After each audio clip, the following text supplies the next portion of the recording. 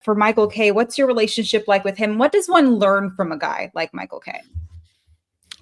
Kay and I have a great relationship. You know, I consider him a close friend. You know, as far as working with him, what I've learned from Michael, and I still can't do it as well as he can.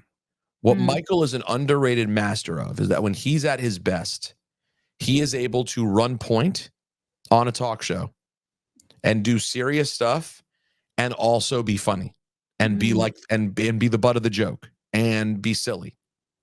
I'm not saying he does it every day, because there are days when he gets just baseball crazy, and I feel like I kind of have to tap him sometimes to be like, let's come back to the silly a little bit, pal. It's okay. There's 162 of these things.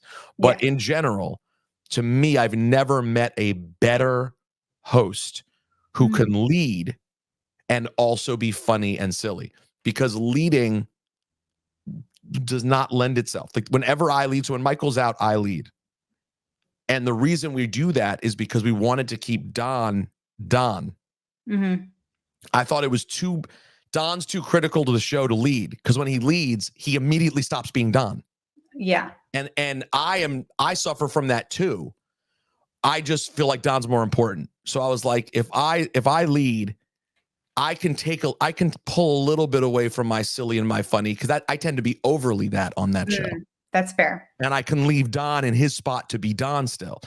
Michael, to his credit, he's always the same. Like he can lead and he still finds this way to, even with all the traffic you have to do, and he can still be silly. And to me, that's just such a rare gift.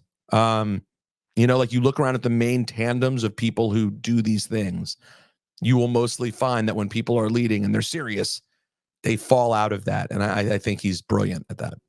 Yeah, it's hard, especially when you're on the East Coast bias and you're a bullseye on you. Everybody's looking at you.